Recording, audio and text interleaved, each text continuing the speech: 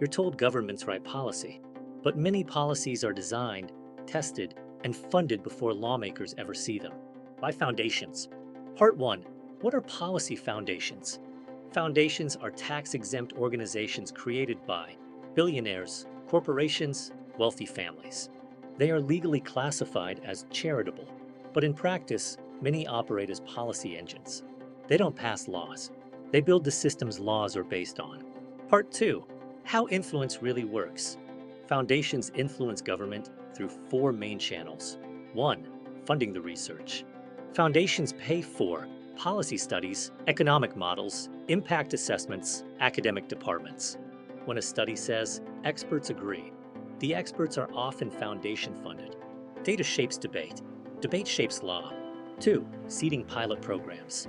Before laws are passed nationwide, foundations fund experimental programs, place them in select cities or states, collect results, present them as success models.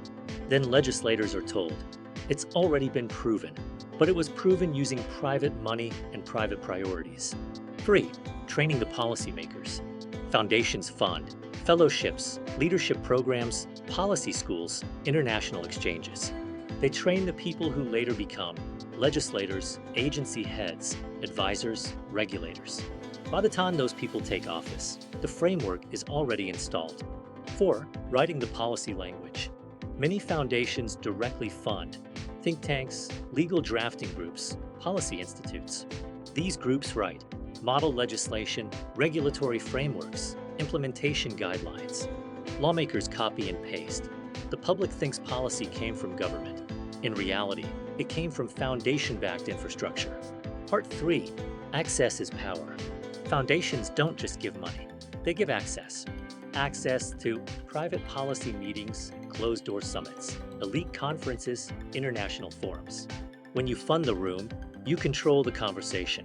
Elected officials rotate through. Foundation influence remains. Part 4. Who benefits? Critics argue that foundation-driven policy often prioritizes market solutions over public services, technocratic control over democratic input, scalability over community needs, efficiency over equity. The language is always innovation, modernization, reform, but the outcome is frequently privatization, centralization, reduced public control, increased corporate participation. Part 5. Philanthropy or power. Foundations are not evil. Many do real good, but the structure matters. When unelected institutions set agendas, define problems, fund solutions, measure success, they are not just helping government. They are directing it. This is governance without a vote. Part 6. Why you never hear about it. Because it's legal. Because it's technical. Because it's buried in grants, white papers, and pilot programs. It doesn't look like control. It looks like help. And that's the point. Conclusion. Influence without accountability. Foundations don't run governments, but they shape what governments talk about, what problems are prioritized, what solutions are considered realistic, what options are never discussed. That is power. Quiet power. Structural power. Unelected power. You are governed by policies written with money you never controlled, by institutions you never elected, based on priorities you never set. That is not conspiracy. That is architecture. Follow for Part 3, how NGOs and nonprofits act as political intermediaries.